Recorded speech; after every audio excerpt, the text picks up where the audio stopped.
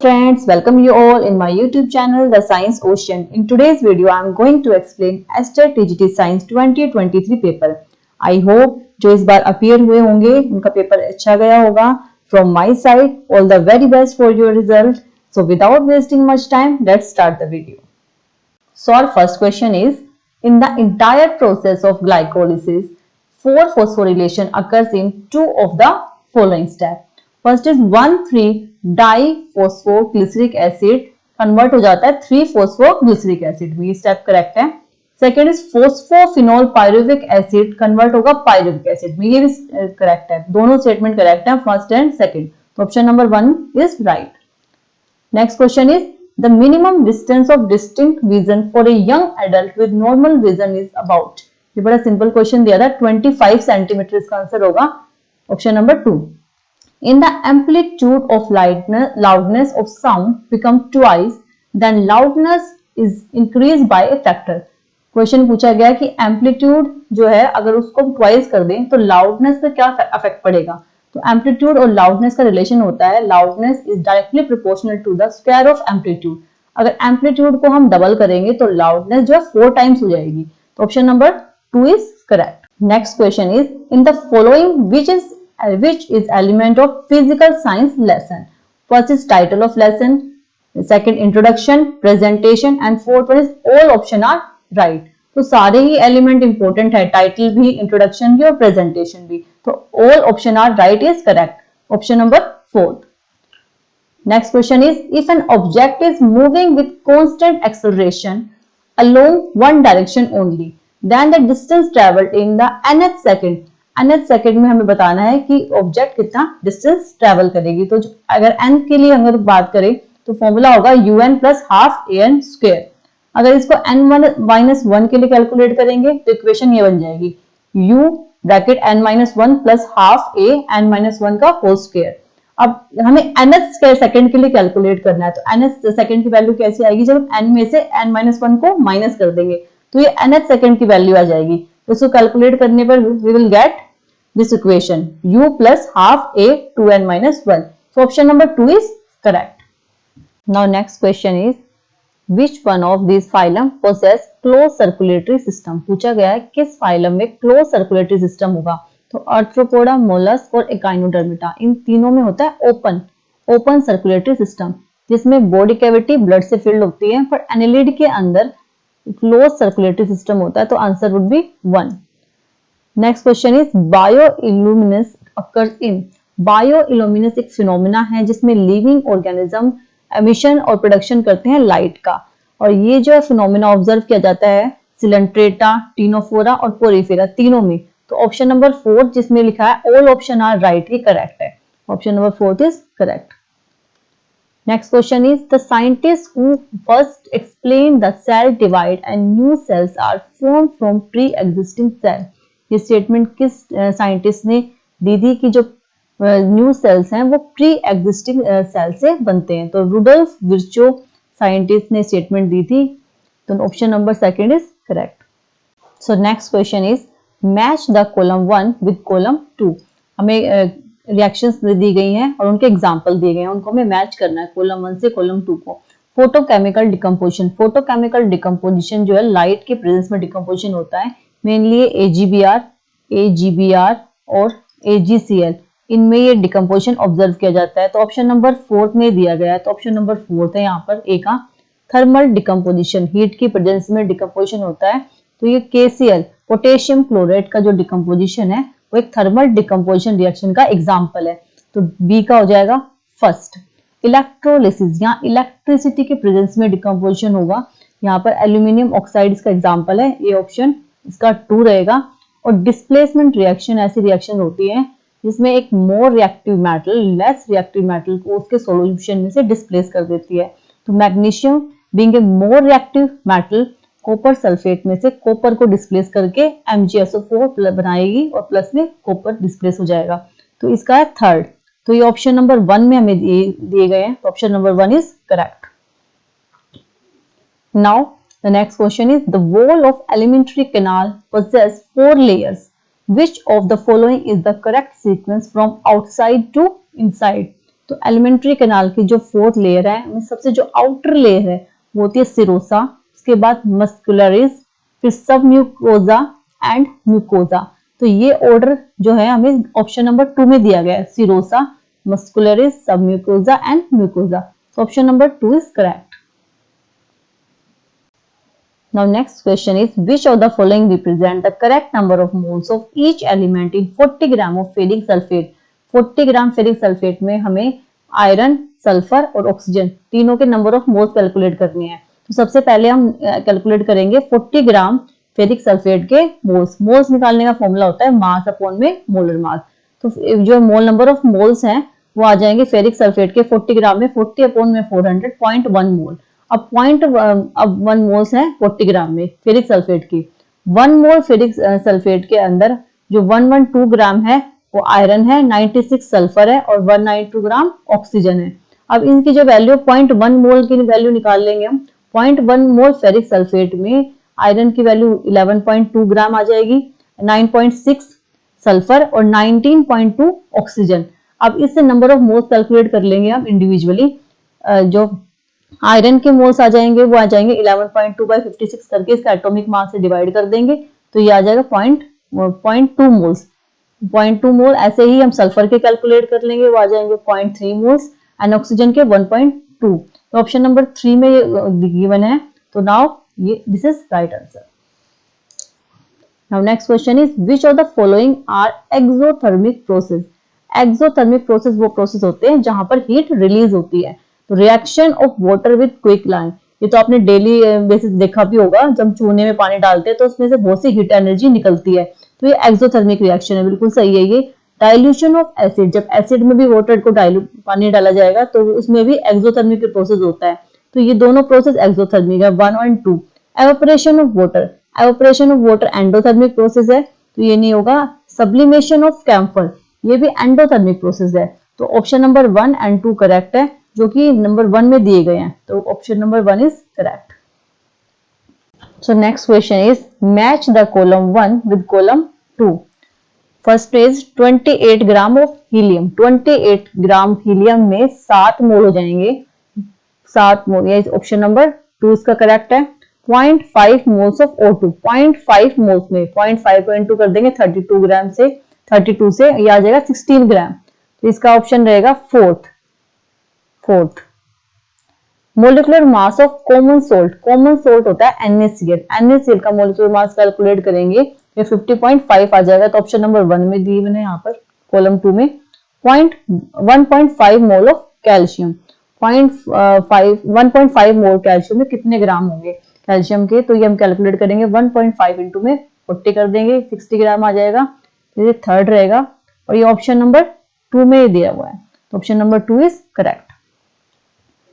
Now next question is, match the mixture given in column 1 with their method of separation given in column 2. First is oil mixed with water. Oil की density कम होने की वजह से water से ये ऊपर रहेगा और नीचे water, तो ये decantation process से इसको easily separate कर सकते हैं। Iron powder mixed with flour. Iron में प्रॉपर्टी रहती है कि वो मैग्नेट से अट्रैक्ट हो जाता है, तो इसलिए इसको मैग्नेट की हेल्प से इसको हम अलग कर सकते हैं, तो ये इसका आ जाएगा 3। सोल्ट मिक्स विथ वाटर, ये हम सेपरेट कर सकते हैं एवेपोरेशन प्रोसेस से, तो इसका आ जाएगा 4। Kidney beans mix with rice flour, तो ये सीविंग से छान कर सिंपली हम इसको कर सकते हैं separate, so option number 2 is correct. Now next question is, lichens are very good pollution indicators, they are made up of. lichens जो है बेसिकली वो symbiotic association है algae प्लस में fungi की,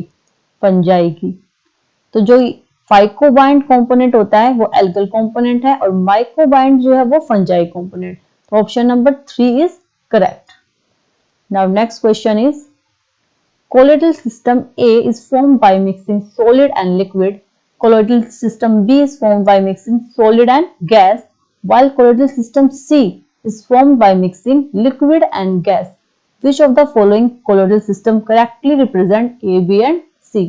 तो पूछा गया है कि जो A है वो solid plus liquid से बना है, B solid plus gas से और ये लिक्विड प्लस सी जो है लिक्विड प्लस गैस, ये कॉम्बिनेशन हमें सर्च करना है। तो मिस्ट में क्या होता है, यहाँ तो लिक्विड और गैस में होगी, तो ये तो लिक्विड प्लस गैस का कॉम्बिनेशन है, तो ये तो रोंग है फर्स्ट ऑप्शन। मिल्क में लिक्विड प्लस लिक्विड का कॉम्बिनेशन है, तो सॉलिड प्लस लिक्विड के कॉम्बिनेशन को ए में देखना हमें, तो ये भी रोंग है। पेंट है सॉलिड प्लस लिक्विड का कॉम्बिनेशन है। आगे भी चेक कर लेते हैं। स्मोक में क्या होगा, सॉलिड प्लस गैस, ये भी करेक्ट है। क्लाउड में है लिक्विड प्लस गैस, ये भी ठीक है, तो option number 3 is correct. Now next question is, a force this Newton acts on a 5 kg object for 10 second. 5 kg object पर 10 सेकेंड के लिए फोर्स लगा गया है और पूछा है इसकी वेलोसिटी में कितना चेंज होगा। तो इसको कैलकुलेट करने के लिए हम सिंपली जो हमें F इजिकल टू एम का फॉर्मूला लगा सकते हैं। m क्या है यहाँ पर, मास ऑफ ऑब्जेक्ट, और a है change in velocity, change in acceleration. Acceleration के लिए m is equal to dv by dt। इसको हम इस dv की अगर वैल्यू निकालेंगे तो ये हो जाएगा f, नीचे m और इनटू में 10, ये t है 10। इसको वेक्टर जो कंपोनेंट है यहाँ पर इनको सॉल्व करेंगे तो ये आ जाएंगे 4, 9 एंड 36, 49, 7 एंड यहाँ इससे वैल्यू आ जाएगी 2, सो 14, 7 इंटू 2 जा 14, 14 is right answer, option number 2 is correct. Now next question is, which one of the following is co-curricular activity in science teaching? तो साइंस क्लब जो सुटेबल एक्टिविटी है, co-curricular एक्टिविटी है science teaching के लिए, option number 1 is correct. Now next question is, in which of the following is a developing stage of process of action research? Action research में basically क्या करते हैं, हम किसी प्रॉब्लम का इमीडिएट सॉल्यूशन निकालते हैं, तो उसके लिए सबसे पहला स्टेप जो रहता है developing in action plan, option number 1 is correct. Now next question is the chemical formula of cryolite. Cryolite जो है एल्यूमिनियम के एक्सट्रैक्शन में यूज होता है, इसका फॉर्मूला है Na3ArF6, option number 2 is correct. Now next question is, a bulb of 210 watt will produce heat in calories with 5 minute. 5 minute में इतने पावर का बल्ब कितनी हीट प्रोड्यूस करेगा, हमें ये कैलकुलेट करना है। हीट का फॉर्मूला है पावर इनटू टाइम, और कन्वर्जन फैक्टर यहाँ क्योंकि कैलोरी में पूछा गया है तो इसलिए ये भी इंक्लूड करेंगे। पावर हमें दे रखी है 210 वॉट, टाइम 5 मिनट में दे रखा है, तो इसको कन्वर्ट कर लेंगे सेकंड के अंदर, और वैल्यू सब्स्टिट्यूट करने के बाद हमारा ये आंसर आ जाएगा 15,000, तो ऑप्शन कैलोरीज, तो option number 3 is correct. Now next question is, the distance S travelled by A particle varies with time t, is this the average speed during interval 0 to 10 second. Average speed निकालनी है हमें। Average speed के निकालने के लिए हमें पहले हम यहाँ कैलकुलेट करेंगे एवरेज डिस्टेंस और एवरेज टाइम। तो एवरेज जो डिस्टेंस है S10 और S0 का, हम यहाँ पर इसमें वैल्यू पुट करने के बाद कैलकुलेट कर लेंगे, 120 मीटर आ जाएगा। ऐसे ही जो टाइम है एवरेज वो जो T10 minus T0 is equal to 10 second, ये वैल्यू हम सब्स्टिट्यूट कर देंगे एवरेज स्पीड में। एवरेज स्पीड क्या है, distance, average distance upon average time, तो वैल्यू आ जाएगी 12 metre per second, option number 4 is correct. Now next question is, 206 gram molten sodium bromide is electrolyzed. The maximum mass of sodium bromide sodium obtained will be, sodium का मास हमें बताना है 206 ग्राम जब sodium bromide को electrolysed किया जाता है। Reaction होगी जब हम सोडियम ब्रोमाइड को इलेक्ट्रोलाइज करेंगे तो ये 2Na प्लस देगा और 2Br माइनस। 2 मोल्स जो NaBr के प्रोड्यूस करते हैं, 2 मोल्स ऑफ Na। 1 मोल की में कितने ग्राम हो गए, 103 ग्राम पर मोल, और 2 मोल NaBr में इसको 2 से इंटू कर देंगे, 206 ग्राम। अब 206 ग्राम सोडियम ब्रोमाइड में 2 मोल सोडियम के इलेक्ट्रोलाइज हो रहे हैं, तो एक में 23, तो इसको हम 2 से, एक मोलर मास सोडियम का रहता है 23, तो इसको इंटू कर देंगे 2 से, तो आ जाएगा 46 gram, option number 2 is correct. Now next question is, the chief producer in oceans are, तो डायटम्स होते हैं, तो option number 2 is correct.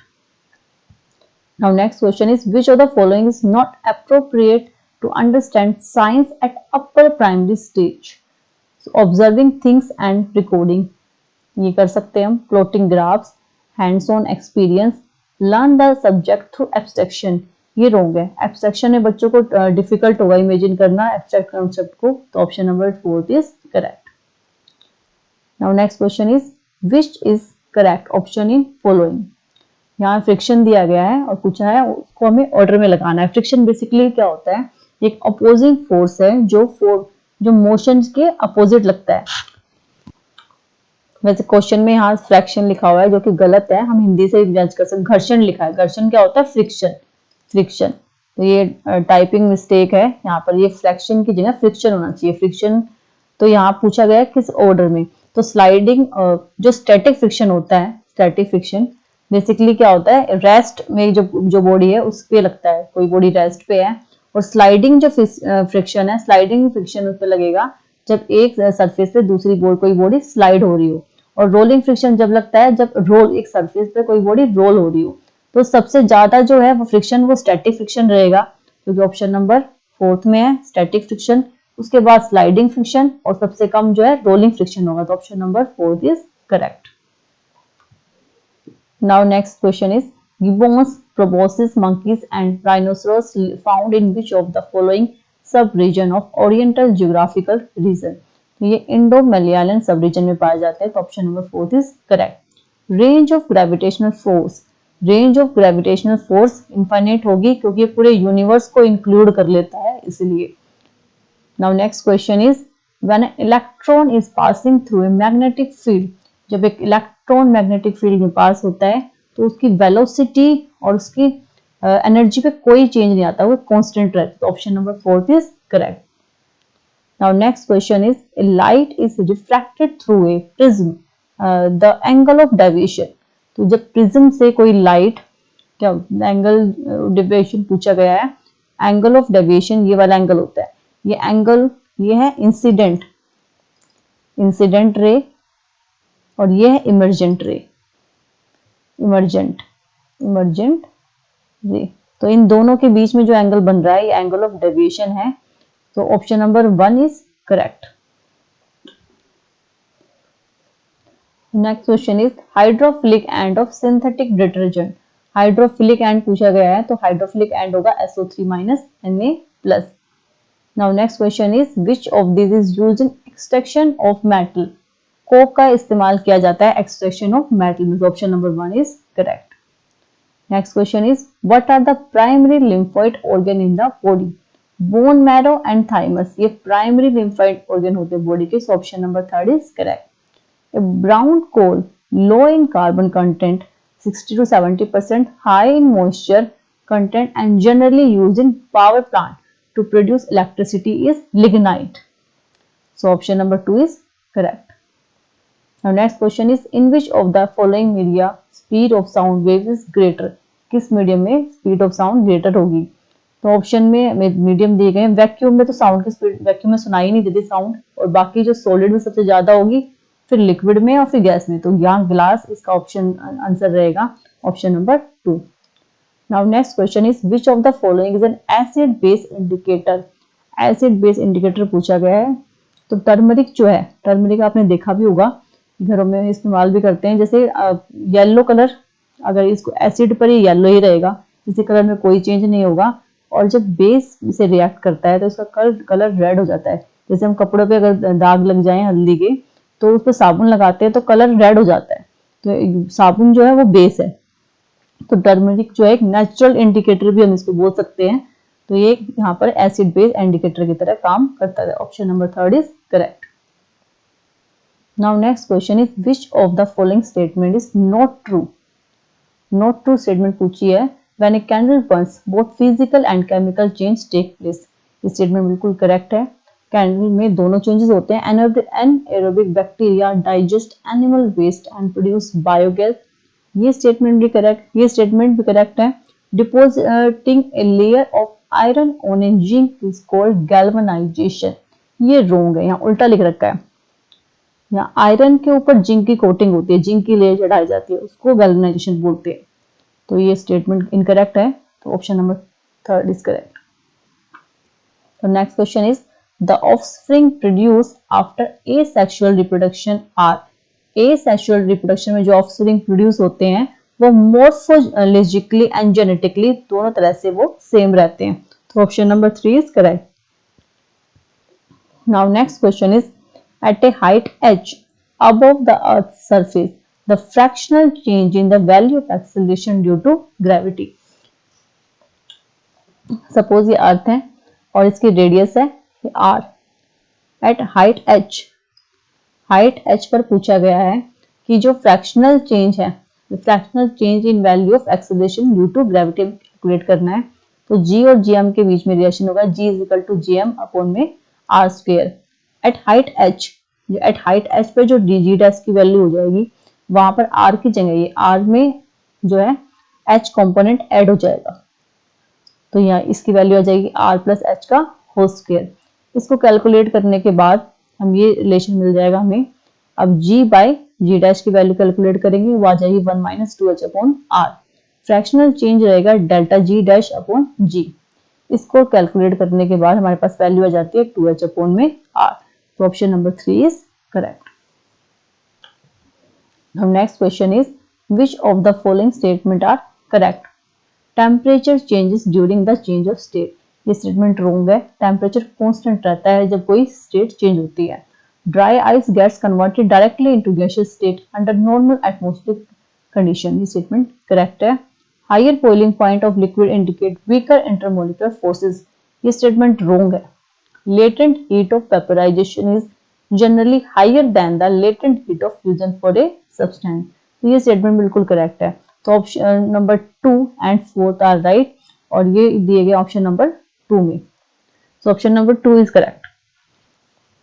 How many facial bones are there in skull of human? 14 facial bones होती हैं। तो option number 2 is correct. Which of the following statement is true? Southern blotting technique is developed by Alvin. ये वाली statement wrong है। Northern plotting technique is developed by ब्रूम। ये भी wrong है। Western plotting technique is developed by टॉइन। ये statement correct है। Option number 3 is correct. Now next question is in which of the following mirror is used in rear view in vehicle? तो back side में जो side rear mirror लगे होते हैं vehicles में वो कन्वेक्स मिरर होता है। तो option number 1 is correct. Which of the following, next question is which of the following is the correct arrangement of the given metal in descending order of their reactivity? Zinc, iron, magnesium और sodium. तो सबसे ज्यादा reactive metal रहे हैं sodium, sodium के बाद magnesium, फिर zinc, then iron. Option number 4 is correct.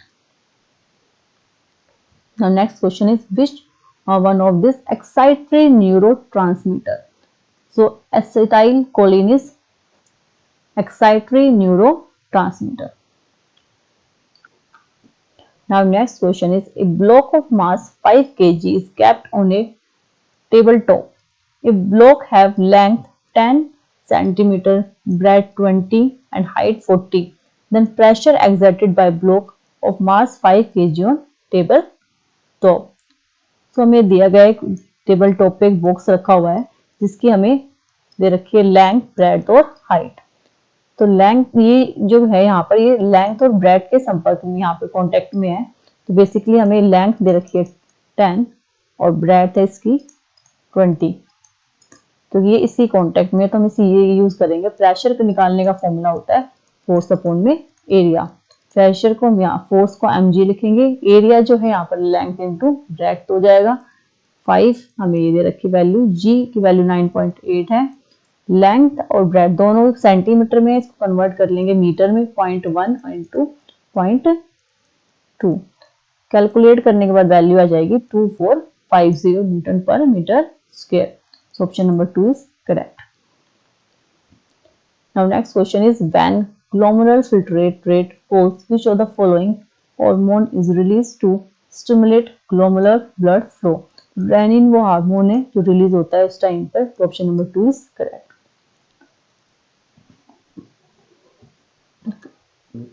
The process of release of sperm from seminiferous tubule is known as spermiation.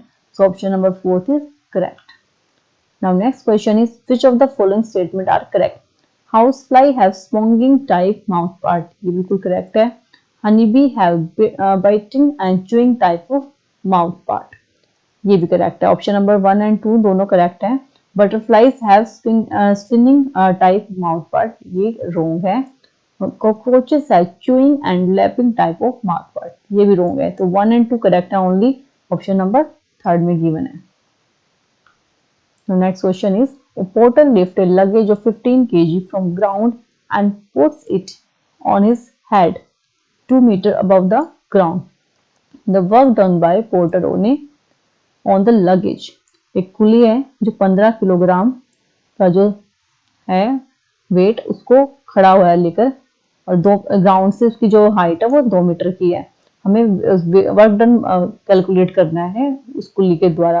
तो यहाँ पर एम, जी और एच तीनों की वैल्यू हमें दी गई है। तो सिंपली हम यहाँ पर एम जी एच वर्क जो डन है वो एम जी एच की फॉर्म में है, पोटेंशियल एनर्जी की फॉर्म में, इसको कैलकुलेट कर लेंगे तो यह आ जाएगा 300 newton metre. Option number 1 is correct. The next question is the kinetic energy of an object of mass m moving with velocity 5 meter per second is 25 joule. If the velocity of this object increase by 3 times, then kinetic energy will be. पूछा गया है कि एक kinetic energy जो है एक object जिसका मास m है और वेलोसिटी 5 है, 5 मीटर पर सेकेंड, 25 जूल है। अगर इसकी जो वेलोसिटी है हम उसको 3 टाइम्स इंक्रीज कर दे तो काइनेटिक एनर्जी में क्या चेंज होगा। तो पहले फर्स्ट केस के लिए कैलकुलेट करेंगे। इस काइनेटिक एनर्जी का फॉर्मूला होता है half is equal to M V square. Value substitute करेंगे, यहाँ पे वैल्यू सब्स्टिट्यूट करने पे यहाँ से हम m की वैल्यू कैलकुलेट कर लेंगे। m की वैल्यू आ जाएगी 2 किलोग्राम। अब 2 किलोग्राम वैल्यू आ जाएगी सेकंड केस के लिए, जहाँ जो काइनेटिक एनर्जी अब हम 3 टाइम्स इंक्रीज करेंगे तो यहाँ जो वेलोसिटी आ जाएगी वो 15 मीटर पर सेकेंड आ जाएगी एंड मास 2 किलोग्राम। अब काइनेटिक एनर्जी जो चेंज काइनेटिक एनर्जी है वो आ जाएगी 225 joule. So option number 2 is option number 1 is correct. Now next question is which of the following statement best describe the nature of science? Science are totally objective in their work. The scientific method is the only guide for conducting research. Science is a system of beliefs and science is a social in nature. Option number 4 is correct. Science is a social in nature. Next question is which of the following species is critically endangered reptiles in India? Gharial this species है, option number 1 is correct. Now next question is one of the following is hormone secreted from heart. Heart से कौन सा hormone secrete है? तो इनमें से atrial नाइट्रियूरेटिक factor जो है ये हार्ट से सिक्रेट होता है। तो option number 1 is correct. Now next question is which of the following statement is correct with respect to flame? Outer zone of the flame is its hottest part where complete combustion takes place. this statement बिल्कुल correct है। next is middle zone of the flame is of red color, ये wrong। Yellow colour का होगा middle zone. Inner most zone of the flame is moderately hot, ये भी wrong है। Inner most zone of the flame is blue colour, ये भी wrong है। तो option number 1 is correct. Now next question is a convex mirror has a radius of curvature 3 metre if a object is located at 5 metre from the mirror the position of image. Convex mirror में हमें दे रखा है radius of curvature दे रखी है 3 metre. हम यहाँ से इसकी कैलकुलेट कर लेंगे फोकल लेंथ। फोकल लेंथ जो होती है वो होती है 1/r/2। तो रेड यहाँ पर इसकी वैल्यू आ जाएगी, फोकल लेंथ थी 1.5 मीटर। ऑब्जेक्ट का डिस्टेंस दे रखा है 5 मीटर। साइन कन्वेंशन से लेंगे तो हम इसकी वैल्यू हो जाएगी -5 क्योंकि object in front of mirror रखी हुई है। और पोजिशन यानी कि वी हमसे पूछा गया है, पोजिशन ऑफ इमेज। मिरर फॉर्मूले से हम कैलकुलेट कर लेंगे इसको। मिरर फॉर्मूला होता है 1/v + 1/u is equal to 1/f।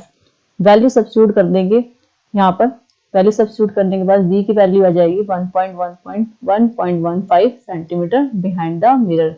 Convex ये पॉजिटिव में आएगी, तो option number 4 is correct. Now next question is which of the following set of fishes are edible, जो खाने में यूज की जाती हैं। तो catla, rohu and hilsa and pomfret, ये सारे ऑप्शन करेक्ट हैं। तो option number 1 is correct. Next question is light enters from air to glass having refractive index is 1.50. If the speed of light in vacuum is 3 into 10 to power 8 meter per second, the speed of light in the glass. Refractive index को calculate करने के लिए क्या होगा formula? Refractive index में speed of light in vacuum divide by in medium.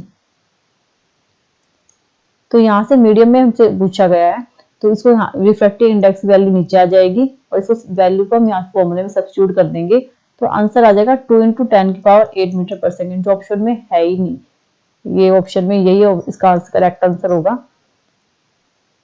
Next is consider a case when gases are diffused through a porous port of vacuum at the same temperature and pressure. When which of the following pairs of gases would diffuse into vacuum at the same speed? पूछा गया कि कौन सी gas है जो same speed से diffuse होंगी। तो diffusion की जो रेट होती है वो इनवर्सली प्रोपोर्शनल होती है उनके मोलर मास की। तो हम सभी केसेस में मोलर मास अगर कैलकुलेट करें तो NH3 का H2 का ये 17 और 2 है, ये इक्वल नहीं है। इसी तरह यहाँ पर CO और SO2 का है 28 और 64, ये भी इक्वल नहीं है। CO एंड N2 दोनों का है 28 और 28, तो ये दोनों बिल्कुल इक्वल है। तो इन दोनों का मोलर मास सेम होने की वजह से इनकी जो रेट ऑफ डिफ्यूजन है वो भी बिल्कुल सेम होगी। तो ऑप्शन नंबर 3 इज करेक्ट। तो ये था इस वीडियो का लास्ट क्वेश्चन। अगर आपको वीडियो पसंद आई हो तो प्लीज इसे लाइक और शेयर करें और मेरे चैनल द साइंस ओशन को सब्सक्राइब करें। Thank you.